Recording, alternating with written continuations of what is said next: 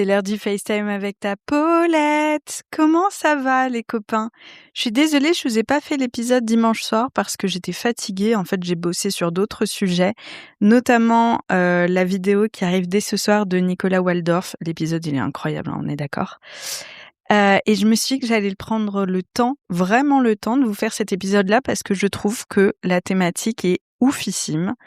Comment gagner en indépendance émotionnelle? Je vous explique le topo et ce qui m'est venu en tête, ce qui a mûri cette réflexion. Moi, à la base, j'ai un attachement anxieux, c'est-à-dire que lorsque je suis en relation avec quelqu'un, j'ai tendance à avoir besoin de messages pour me rassurer, etc., etc. Je suis pas du tout du genre à fuir dès que la personne se rapproche trop. Je suis du genre à me rapprocher dès que la personne fuit. Vous voyez ce que je veux dire? J'ai beaucoup travaillé sur le sujet et je me trouve beaucoup plus paisible qu'avant. Selon mon copain ChatGPT, d'ailleurs, vous verrez qu'ensuite je lui ai demandé ses conseils. Je suis quasiment d'ailleurs proche d'un attachement sécure, donc j'ai réellement travaillé sur moi, mais il y aura toujours cette petite boule au ventre en moi parce que voilà, j'ai eu un papa non seulement absent, mais qui disait qu'il venait et puis au final qui venait plus, qui m'a donné aucune réassurance dans mon enfance. Et donc petit à petit, je travaille à me la donner moi-même. Mais pendant très très très longtemps, j'avais besoin des mecs pour me donner cette validation. Vous voyez ce que je veux dire? Et il se trouve, j'ai pas en ce moment, je vous expliquais un épisode en janvier que je me sentais plus du tout ces temps-ci d'entrer dans le sujet de ma propre vie amoureuse parce que il se trouve que l'épisode a été écouté par une personne, un épisode en particulier où je donnais très peu de détails, sauf si on stalk l'autre personne, etc., etc. Et ça m'a un peu traumatisée. Et donc, j'ai vraiment plus du tout envie, pour l'instant en tout cas, de réouvrir cette partie-là de moi parce que déjà, c'est trop précieux. Et puis, en plus de ça, ça m'a un peu fait peur, en fait. Je me suis dit... je comment dire? C'est fou parce que je vous raconte mon intimité et à la fois je trouve qu'il y a vraiment une grande confiance.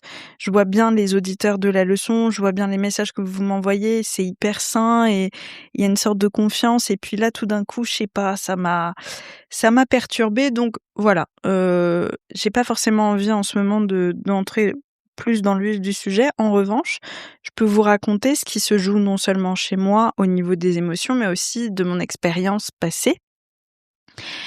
Moi, je me suis rendu compte que lorsque je datais et puis ensuite je sortais avec quelqu'un, j'avais besoin d'un flow régulier de messages pour me rassurer. Un message au réveil, un message au cours de la journée, un message le soir. Vraiment, c'était une nécessité chez moi pour continuer de souffler, de me dire: «C'est bon, je suis pas en danger, la personne, me kiffe, elle ne s'éloigne pas, tout va bien».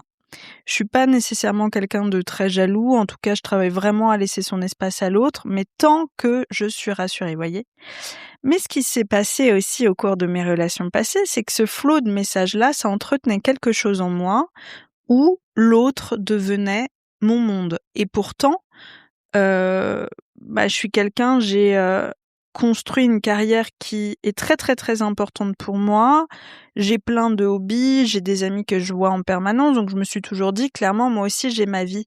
Ouais, mais oui, mais non, parce que ces personnes-là, je me suis pas mariée avec elles, j'ai pas fait d'enfants avec elles et pourtant, dès le départ, elles devenaient, ouais, mon monde, mais au stade où pour elles, j'étais leur amoureuse qui comptait pour eux, pardon.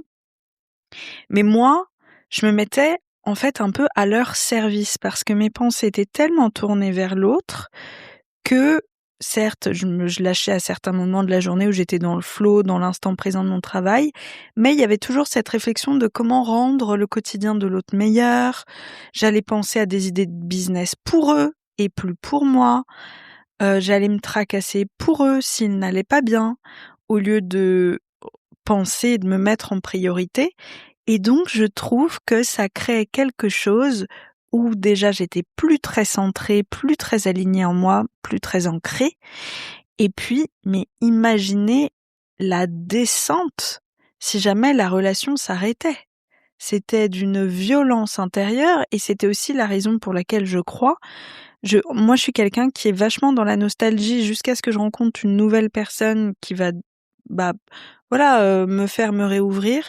Je vais vachement continuer à fantasmer mes relations passées. Je suis pas du tout du genre à dire bon, bah, c'est le passé, maintenant on regarde vers l'avenir. Non, pas du tout. Je vais me repasser en boucle des histoires jusqu'à même m'interdire un peu à nouveau de me réouvrir. Ça m'est arrivé par le passé durant de longues périodes après un couple de rester bloqué dans ce sorte d'entre-deux, alors que je peux vous dire que la personne en face, elle avait refait sa vie très très vite.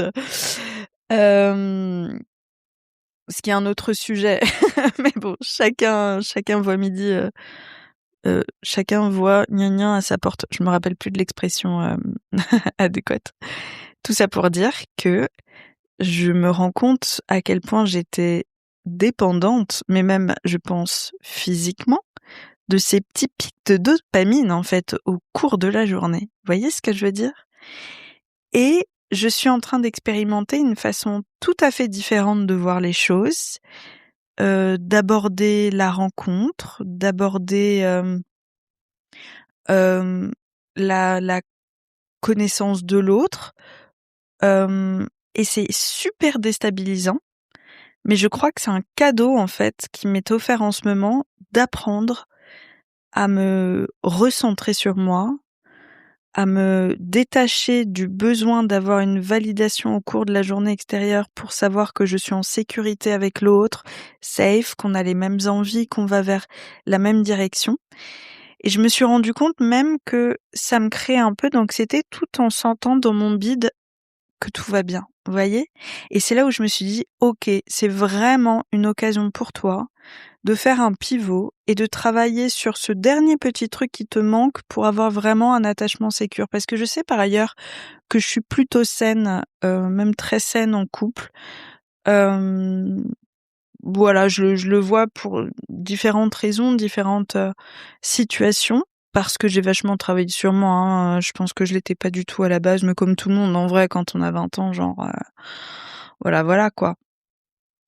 Et donc j'ai demandé à ChatGPT, ses petits conseils pour, pour déconstruire non seulement, cette idée d'un besoin qui renforce finalement pas mal des insécurités. Et puis qu'importe où ce que je vis me mènera, je trouve que c'est hyper pertinent parce que chez moi en tout cas, ça me permet vraiment, ça ne me coupe pas de mes émotions, ça ne me coupe pas de sentiments, de voilà. En revanche, ça me permet de vraiment ne pas m'oublier en chemin et ça c'est primordial parce que je crois qu'on se le doit tous. Donc je vais demander à ce copain de ChatGPT qui m'aide beaucoup, hem, à voilà, comment est-ce qu'on fait pour gagner en indépendance émotionnelle? Et donc il m'a donné ces petits conseils et puis j'en rajouterai peut-être, tout au long de cette lecture. Déjà, déconstruire le mythe, l'indépendance émotionnelle, ce n'est pas ne rien ressentir, être froide et ne jamais avoir besoin de l'autre. Alors ça, de ouf. Vous savez les meufs, qui sont hyper fiers de dire ouais j'en ai rien à battre de l'autre et tout. Bah moi je pense que c'est dommage en fait, c'est se couper certes plus ou moins des émotions négatives qu'on vit, mais aussi plus ou moins des émotions positives qu'on vit et c'est pas du tout le but. Moi j'ai pas du tout envie d'être une meuf anesthésiée. D'ailleurs spoiler alert, j'y arriverai pas, mais en plus de ça je pense que c'est pas se faire un cadeau. Mais l'indépendance émotionnelle c'est ressentir sans que l'autre régule à ta place et sans perdre ton centre. Vous voyez ce que je veux dire? Ça, je trouve ça hyper intéressant. C'est se dire, c'est identifier, ce qui nous déclenche. Ce n'est pas, en fait, il ne m'écrit pas, c'est l'incertitude, la peur d'être remplacé, la peur de se tromper, la peur d'ignorer un signal faible. Ça, c'est quelque chose chez moi qui est tout particulièrement fort.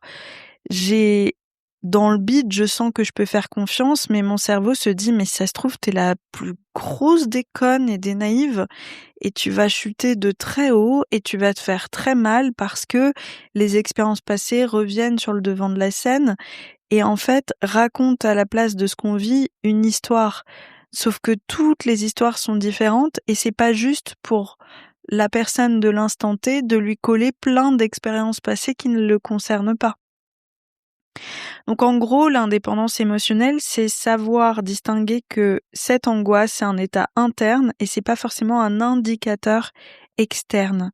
C'est-à-dire que le fait de pas forcément avoir des messages comme on souhaiterait, si la personne évidemment quand vous la voyez est alignée, saine, tendre, projette, propose des rendez-vous. Enfin voilà, il faut pas que ce soit.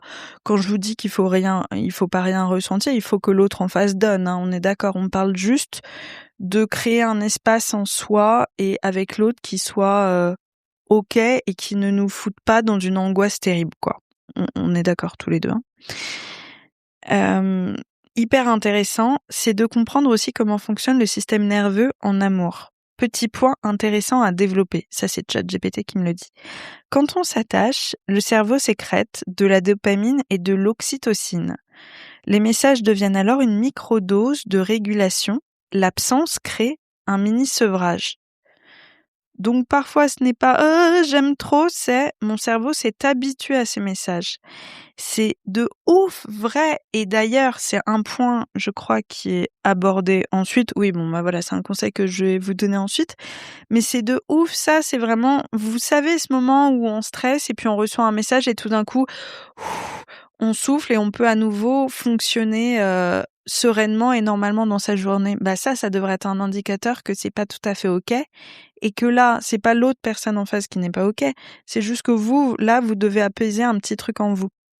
Moi j'ai un petit tips que je fais qui fonctionne hyper bien, c'est que je mets la main sur ma poitrine et je me répète que je suis en sécurité quoi qu'il arrive, que je suis en sécurité même si je ne reçois pas de message, que je suis en sécurité. Et ça, vous allez voir que tout de suite votre corps se détend, il y a un sorte de truc en vous qui se réancre. C'est dire à quel point c'est pas forcément toujours des nouvelles de l'autre que vous attendez, c'est juste un besoin vital, primaire, enfantin de vous sentir en sécurité parce que vous avez peut-être vécu des trucs dans votre enfance qui vous ont fait avoir voilà ce sentiment d'insécurité, et je suis en empathie avec vous parce que si vous avez écouté ma série d'épisodes sur mon père, bon, vous captez d'où je pars, de très très loin. Intéressant aussi, savoir reconnaître la différence entre intuition et anxiété. L'intuition, elle est calme, elle est stable, elle est répétée dans le temps. L'anxiété dit « et si ?» L'anxiété cherche des preuves, l'anxiété veut agir vite. Vous savez, quand on décortique, je sais pas, une conversation, ou alors on voit une story, ou voilà, et qu'on veut tout de suite envoyer très très vite un message, mais on veut pas l'envoyer parce que ça nous fait plaisir, on veut l'envoyer pour valider quelque chose. Ça, c'est pas bon. C'est pas bon. Moi, je sais que dans ma situation, dans ma tête, j'ai ressenti un petit peu de stress, mais dans mon bide, c'était calme. Et donc, du coup, c'était extrêmement perturbant entre les deux. Et peut-être encore une fois que cette situation que je vis ne durera pas dans le temps. Je sais pas et je l'espère pas. Mais, en tout cas, ça m'apprend un truc hyper intéressant sur moi. Point numéro 5, tolérer l'espace. L'espace entre deux rendez-vous, entre deux messages. Apprendre à ne pas combler. Ne pas écrire pour se rassurer, ne pas vérifier les statuts. C'est là que se joue la maturité affective. Et je vais même rajouter un point, méfiez-vous de votre entourage à qui vous donnez toujours pas la totalité des informations parce que eux, ce qu'ils entendent, c'est votre l'expérience que vous allez leur raconter, mais pas ce que vous avez vécu en vrai avec la personne. Et donc du coup, bah c'est plus facile pour eux. Et moi, la première, de dire waouh, red flag. Attention, parce que si on vous dit « Ah non, non, tout va bien » alors que ça ne l'est pas, bah vous allez écouter ça. Et puis à l'inverse, bref, parfois, il faut sentir plutôt ce qui se joue en soi, ce qui se joue physiquement. Attention un peu à trop surexpliquer votre situation à votre entourage. Et vraiment, moi, je suis la première à le faire. Hein. C'est pour ça que je me permets de vous dire ça. Je le dis, mais sans jugement aucun, parce que c'est exactement ce que je vis aussi. Et donc, là, ChatGPT donne des petits conseils, des outils très concrets la règle des 20 minutes avant d'écrire. Alors, je sais pas pour les 20 minutes, mais en tout cas, moi, j'ai décidé d'écrire à l'autre quand j'ai un élan de joie, quand j'ai un boom dans le cœur de «Oh, je pense à la personne et j'ai envie de lui partager quelque chose». Je le fais pas quand j'ai besoin de me rassurer. Parce que imaginez si la personne en face, en fait, elle est en train de taffer, elle fait autre chose et qu'elle répond pas tout de suite, bah ça va renforcer quelque chose en moi. Et puis en plus de ça, ça renforce cette dépendance affective de j'ai besoin de l'autre pour m'apporter ma dose. Et ça, c'est pas possible. En tout cas, c'est pas ce dont j'ai envie pour moi. Ni pour une relation naissante qui puisse se construire sur des bases saines. La respiration 4-2-6, alors ça c'est quelque chose que je fais mais dans tous les domaines de ma vie, la cohérence cardiaque, depuis que j'ai commencé la communication animale, pour avoir un système nerveux régulé, c'est mais vraiment hyper important. Vous pouvez le faire en marchant. Moi la dernière fois j'avais un petit pic d'angoisse au théâtre, bah je l'ai fait sur mon siège, personne ne le voit en plus donc c'est trop pratique. Vous comptez dans votre tête, vous respirez en 4 temps, vous retenez votre respiration sur 2 temps et vous expirez sur 6 temps. Et vous le faites autant de fois que vous le sentez, jusqu'à ce que vous sentiez que votre corps, whoop, se relâche. Et là, vous allez bâiller, vous sentir un peu groggy, etc. Et ça va vous permettre de vous ressentir à nouveau dans l'instant présent. Franchement, c'est trop pratique. Et je sais que Marine, ma prof de communication animale, elle nous avait expliqué que les effets de la cohérence cardiaque, parce que l'idée c'est vraiment de réguler son souffle et son rythme cardiaque, les effets positifs durent 4 heures dans le temps. Donc, très chouette de le faire 3 fois par jour si vous pouvez. Moi j'avoue que je le fais pas 3 fois par jour. Mais voilà, si vous pouvez c'est top. Et puis aussi observer la vague émotionnelle sans agir, ça c'est un truc que je fais beaucoup. Et depuis un certain temps, c'est de dire OK, là je ressens ça. Vous voyez quand vous faites ce petit dialogue-là, ça met un peu à distance les émotions. Vous n'êtes pas votre émotion, vous êtes en mode «Ah ouais, c'est marrant, OK, je ressens ça. Pourquoi? D'accord, bon bah ça va passer». Et puis en fait, ça dédramatise le truc, quoi. Et enfin, une vérité que ChatGPT dit et que je trouve hyper intéressante. On ne devient pas indépendante émotionnellement quand on n'aime pas. On le devient quand on aime et qu'on choisit quand même de rester centré. Alors bon, l'amour, on n'a pas besoin d'aimer pour avoir ce souci de dépendance émotionnelle, mais en tout cas, dès lors qu'on a un petit crush sur quelqu'un, si on s'en fout de la personne, on est d'accord qu'on s'en tape d'avoir de ces messages. C'est quand on commence à se sentir un peu touché par l'autre, qu'on se sent charmé, qu'on se sent bien, où tout d'un coup, bah là, il y a un sorte d'enjeu qui se crée et en fait, c'est le pire truc parce que ça casse la spontanéité, ça casse le naturel. C'est de l'auto-sabotage en quelque sorte, quoi. Et donc dans ces cas-là, ouais, c'est pas le fait de pas ressentir, c'est juste le fait de rester bien dans son corps et de continuer à se mettre en priorité, quoi. Voilà. Et enfin, est-ce que une question que ChatGPT propose, est-ce que l'indépendance émotionnelle, c'est accepter qu'on peut souffrir sans essayer de tout contrôler? Ah là là, alors ça j'ai encore du mal. Moi, je suis quelqu'un qui parce que je bosse dur, parce que j'ai une personnalité qui est pas mal dans le contrôle. Vous voyez, je fais du sport à heure fixe, je fais gaffe à ma bouffe. Enfin, je sais que j'ai ce truc de contrôle chez moi qui me rassure. Et donc, si je pouvais, je contrôlerais l'extérieur, mais en fait, c'est pas du tout sain. Et puis voilà, c'est pas du tout la personne que j'ai envie d'être. Et d'ailleurs, bon, j'essaie de pas trop le faire en couple. Je pense que déjà j'y arrive bien et que voilà, j'essaie vraiment de bien faire les choses, mais il y a vraiment ce truc du lâcher prise, accepter qu'on ne sait pas aussi en fait, parce que parfois envoyer un message, c'est aussi contrôler l'issue des choses, sauf qu'on est deux dans l'équation et que quoi qu'il arrive, on contrôle rien, mais rien du tout. Donc voilà, food for thought, comme on dit. Un petit truc pour vous faire réfléchir aujourd'hui. Est-ce que vous êtes indépendant émotionnellement?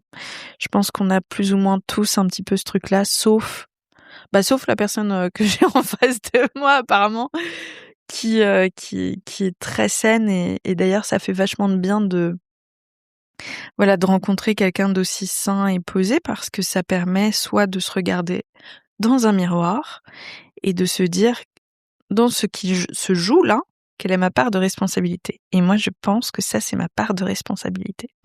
Donc, je travaille dessus cette semaine. Voilà, je vous fais des gros bisous et puis je vous dis à la semaine prochaine. J'ai reçu des questions hyper intéressantes sur Instagram pour vous faire un épisode un peu en mode Dr Love avec mon pote Alex. Faut qu'on se programme très vite un enregistrement. Je pense que ça peut être vraiment un épisode trop cool. Donc merci pour vos super questions. C'est juste qu'il n'était pas dispo le jour où on devait tourner, donc voilà, c'est un peu retardé, mais rien de grave. Et puis je vous souhaite une très belle semaine les copains et puis je vous dis à très vite. J'espère que cet épisode vous a plu. Pour suivre les coulisses du podcast, n'hésitez pas à me follower sur Instagram @Paulette_Grisoni, sur Twitter, podcast LL en majuscule, ou sur Facebook, La Leçon Podcast. On se dit à très vite pour un nouvel épisode.